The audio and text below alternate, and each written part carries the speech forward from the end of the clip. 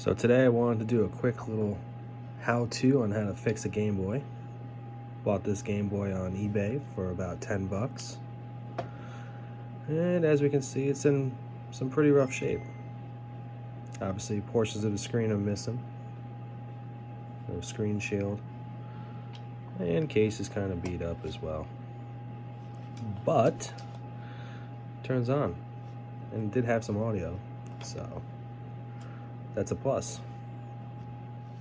Okay, so to fix the screen, a couple things you're gonna need: some screwdrivers, Phillips, and then you're gonna need what's called a tri-wing, and you can get these online pretty cheap. These two came in a kit for a screen I did on a Game Boy Advance, so they're out there. A few bucks, you can get something. And you're going to need a solder iron.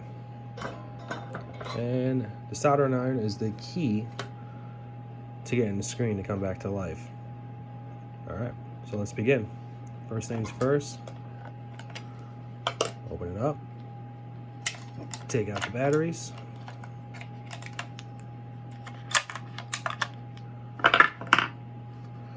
and there's 6 screws on the back that you need to take out. 1, 2, 3, 4, 5, 6. Most of the time this is going to be the tri-wing, although I have seen some that do use the Phillips. So tri-wing here, and let's just start taking these out. Okay, so once you get all 6 of the screws out, now we have to open up the Game Boy, and just take some care, go gentle, and right in here is a ribbon cable, and just kind of grab the edge and gently pull it out. And there you go. You should have something like that. Leave this close by. Put that out. Next up, you're going to take your Phillips, and you got all these screws right here.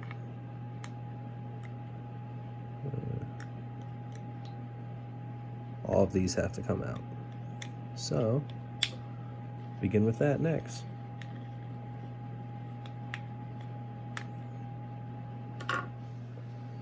Okay, next step. Once you get all those screws out, you'll notice that the screen does not come out on its own.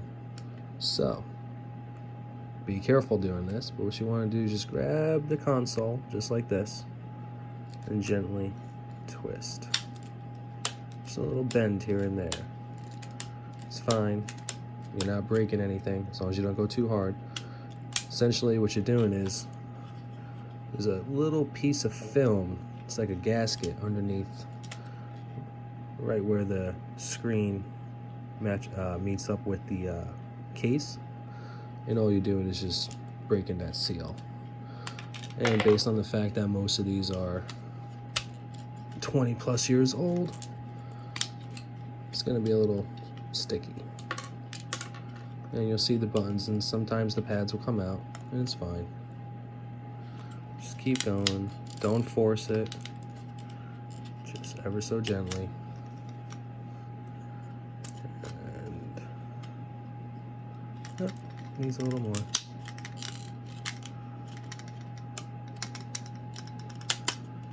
There we go. Okay. So at this point, now would be a good time to clean these.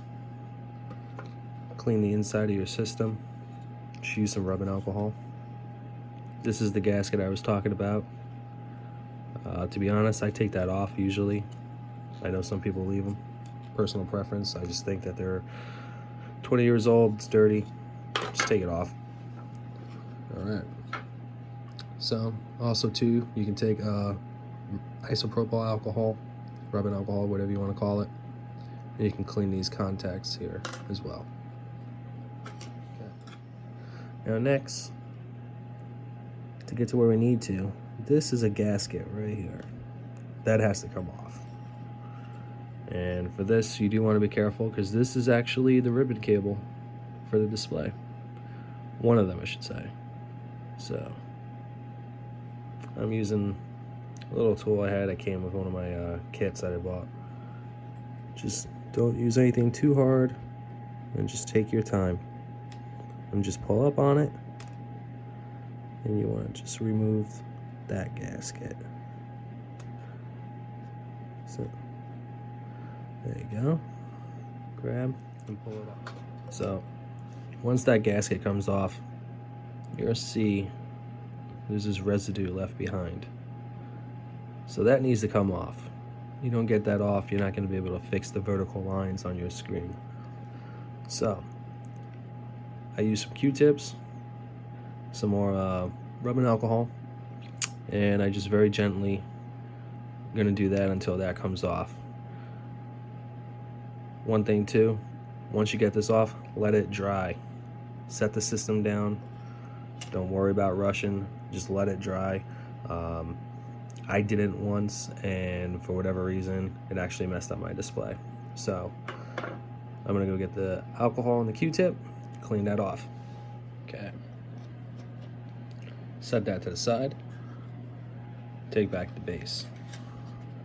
So to do this, you actually have to turn the system on. So push your batteries back in.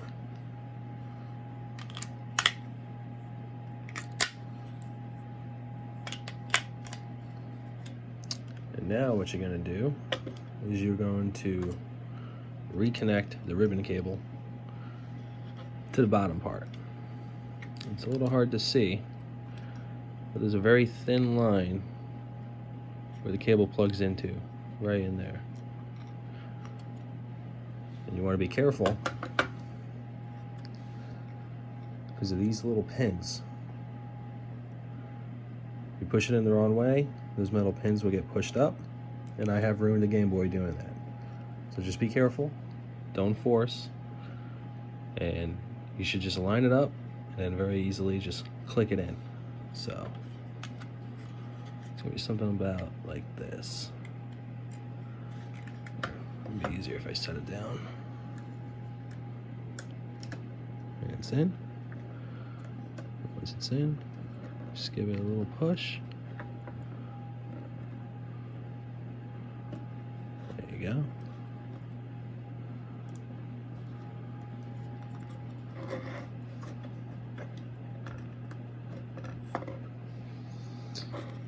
Turn it on. Perfect. Okay.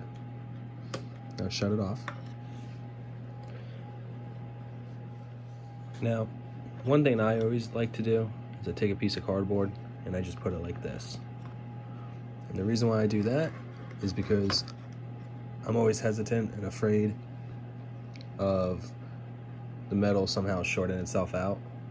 When it's in the actual top half of the case, it is separated, so you don't have to be too concerned about it then. But when you're trying to do this type of repair, it could happen.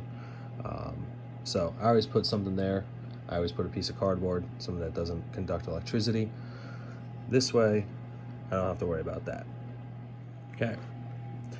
So now take your soldering iron, and you can kind of see the outline. This should be more of a screen right here. You can see I got one line here with a gap.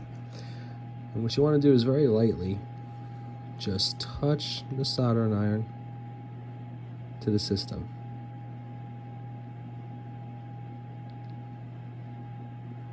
Which might be hard to see on the camera.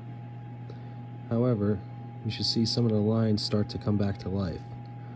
And all I'm doing is just very lightly moving it back and forth across the spot. And the key here is patience. You don't want to hold it in a spot too long. You run the risk of damaging the unit, melting something that you don't want to, and then you really won't be able to fix it because you can't buy parts for these. All right. So I'll do it here for a little bit, and I'll jump to the other side. And you'll see the lines come back and go away and come back and go away.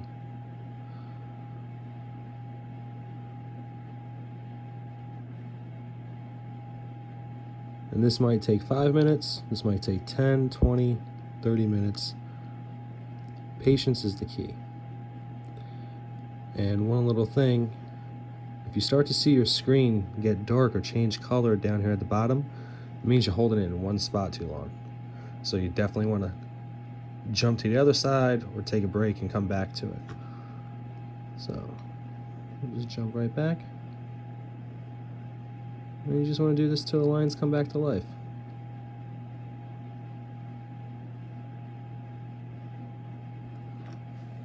Okay, so now that we have the soldering iron done, hopefully you let the system cool down a little bit, and there you have it.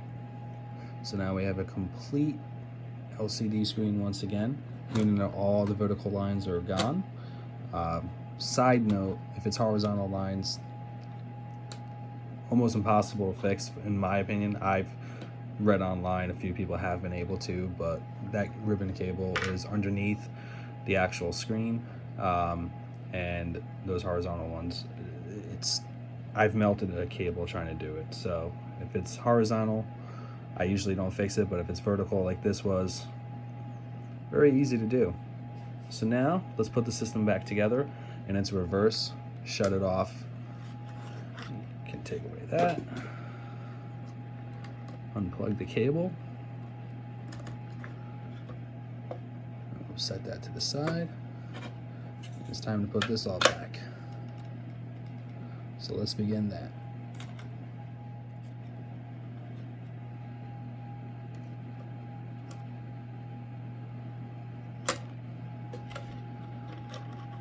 Make sure your speaker goes back in there. You want the audio to be as good as it can be.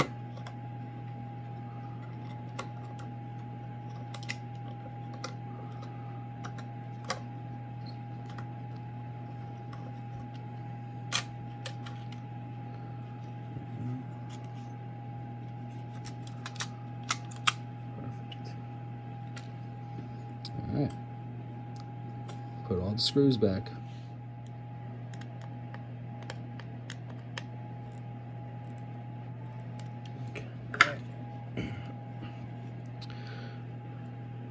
Once you got that back in, attach the halves just like you did before.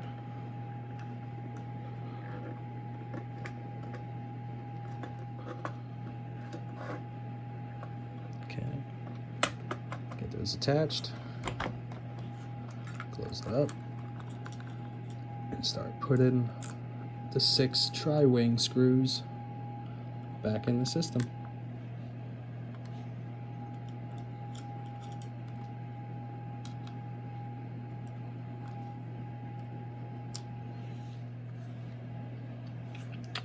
Once you get those screws back in, pop some batteries in. You notice I did add a screen protector. Figured since we were doing all this, might as well pop in a game. Now let's test it.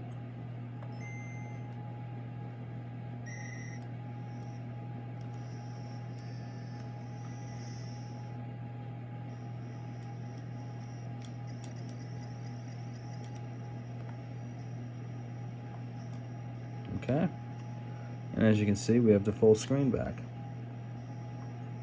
Audio's a little low, but knew that when I bought this. The guy said the audio was low.